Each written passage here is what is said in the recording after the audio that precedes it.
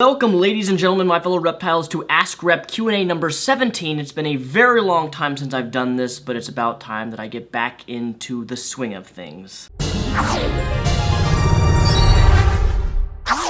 But before we begin, Audible.com is a company hosted by Amazon that hosts thousands upon thousands of audiobooks for your listening entertainment and enjoyment. Recently, I've been listening to Mockingjay, the third book in the Hunger Games series. If you sign up through Audible.com using my vanity URL right here, audible.com/MrRepsion, also linked down below, you will in fact get a free trial for Audible.com along with a free audiobook of your choosing. Hey Mr. Repsion, I've been watching you for at least a year and a half, and it has been 5 years already since I stepped out of Christianity. Congratulations taking that first step out of Christianity. Virtual high five. Yeah! I felt the religion was very flawed, and I didn't really like the principles that it taught and the people that were in the church. But 5 years ago, after I fell out of Christianity, I immediately started studying and practicing Paganism and Wicca. My question is, what is your opinion on Paganism and Wicca? I've been wanting to know this for a while. Fantastic question. What do I think of Paganism and Wicca? Well, one, if you don't know this already, you probably should, if you've been watching my channel for any amount of time, is that I'm a Star Wars fanatic, and if you don't know anything about Star Wars, it has the concept of what is known as the Force. I love the Force. Not that I necessarily don't believe in it, but I kind of want to believe in it. I think paganism is awesome. I'm just going to flat out say that. Star Wars is heavily influenced by pagan beliefs and pagan doctrines. The Force is an example of this. You know, the whole yin-yang thing, good versus evil.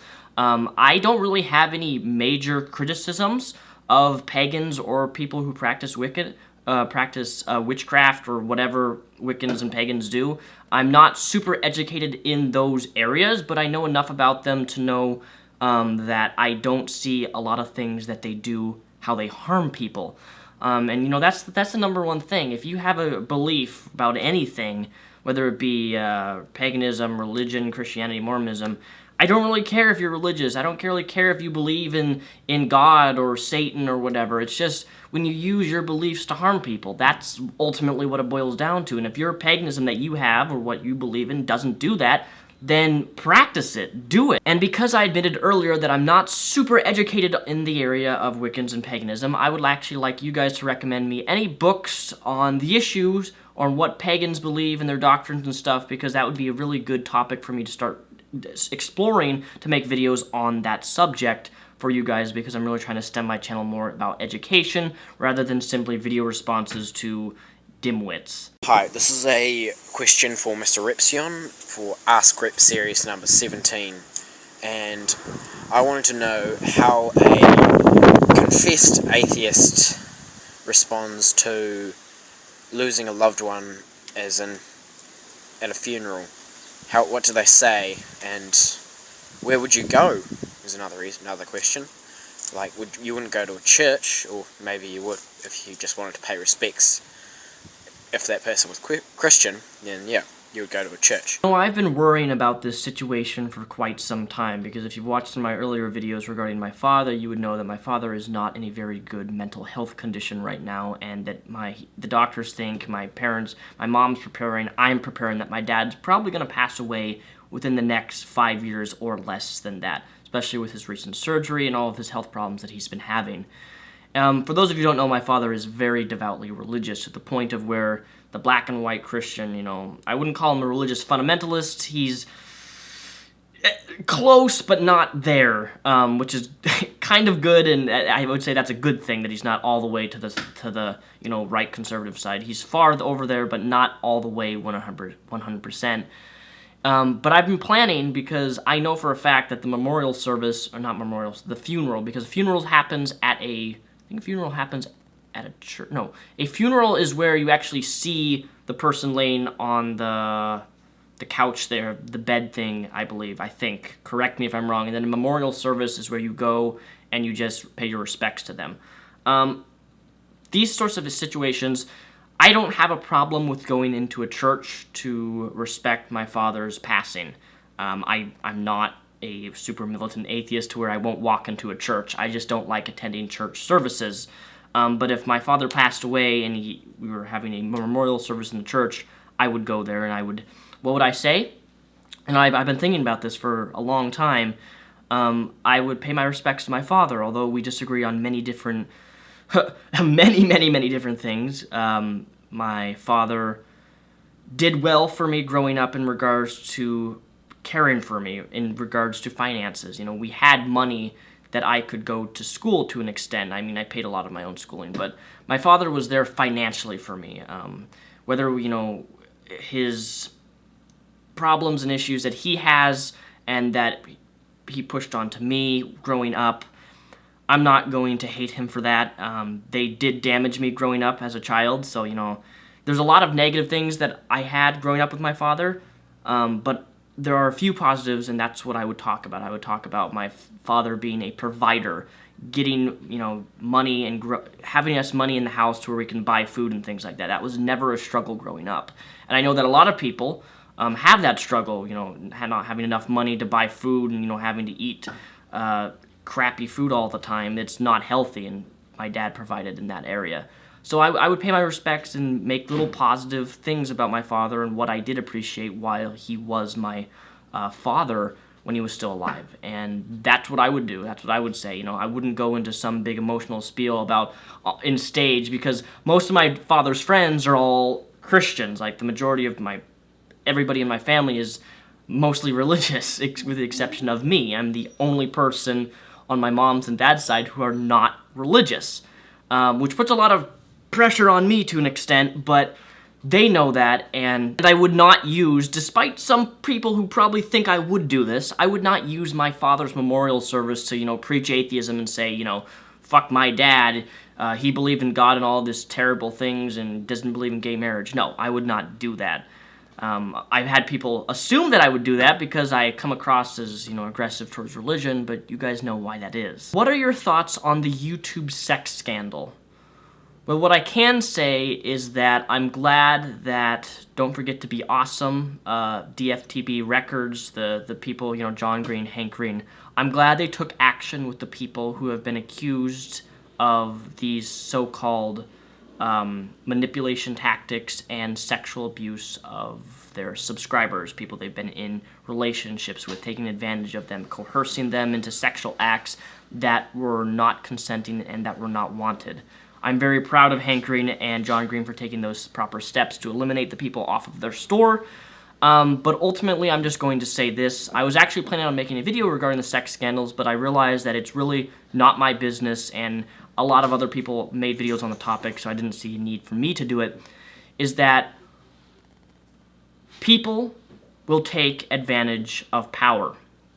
YouTube celebrities, YouTube idols, people who girls and young guys look up to as this role model god who is a flawless, perfect being. And I'm going to tell you right now, that's skewed logic, and you as a young female girl, as a young man, you need to be careful who you look to as role models and who you spend your time with and watching here on YouTube.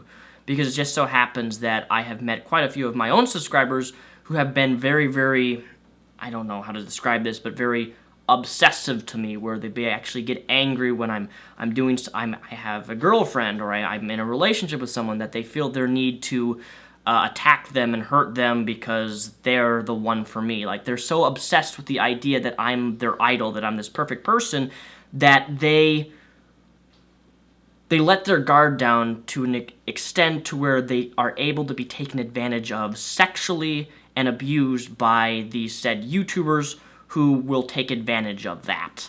And that's what you have to be careful of, who your role models are, who you idolize, and realize that your idols that you have on YouTube are normal people who have flaws. Now, these flaws are bad flaws because they should be served in jail, in prison, wherever they do, especially if someone takes advantage of a minor sexually or abuses them. But that's the thing you have to realize. That's why I made a rule for myself, Daniel Solzbach, Mr. Repsion here on YouTube, is that I will never, ever date a subscriber of mine. I don't care how attractive she is. I don't care if she's older than me. I do not care if she's younger than me. You know, if I meet a girl and she likes me, and I find out, hey, she's a subscriber of me, she watches my content. You know, it's one thing if I meet somebody and then she doesn't know about my videos, and then she watches my videos because now we're in a relationship and, you know, she wants to see what I do for my job. That's different. But I'm talking about someone who prior already knows who I am, my videos that I make, starts wanting to date me. It's no. Absolutely no, because they are not able to rationalize, most cases are not able to think rationally about the position that they're putting themselves in, because they get a lot of attention at the fact that they're associated with me, and I don't want to be in a relationship where I'm with somebody who if I break up with them, they get upset. Maybe they make false accusations against me. I don't know. But the point of the matter is, what do I think about these YouTube sex scandals? They're wrong. Anybody who abuses their subscribers sexually or has sex with minors, that's wrong. It's against the law, and you should be held accountable, and I hope the justice system fucks you over. Have I counted my toes recently? So I know for a fact there are going to be some people wanting to masturbate to this, and if so, feel free to do so. We got 1, 2, 3, 4, 5, and we have another 1, 2, 3, 4, 5. There you have it. I have 10 toes. I just counted them for you, and I hope you were satisfied. What are the origin names of Mr. Repsion? This is actually quite a common question on my Twitch streams that I do every single Monday, but I'm going to answer it here. The origin name of Mr. Repsion. Well, Mr. was never supposed to be in front of Repsion, because my original YouTube count was actually just Repsion, R-A-P-Z-I-O-N. However, I accidentally, stupidly deleted my account, and then once you deleted a YouTube account back in 2007, you could not make another account with that name, so I had to put Mr. in front of Repsion, so therefore I got Mr. Repsion. But the root of the origin of my name of Repsion has to do with rep. R-E-P stands for reptiles. I love reptiles, specifically snakes. The second part of my name origin starts from this man, right over here. And this man right here is known as... Do you guys know who that is? Probably not. This man right here? This man on the statue with his foot on a clone trooper? This is a bounty hunter. He is what is known as a Transtocean, or I always pronounce it wrong. Transtocean is what I'm just going to say. Transtocean is a reptile-like character. This is a bounty hunter known as...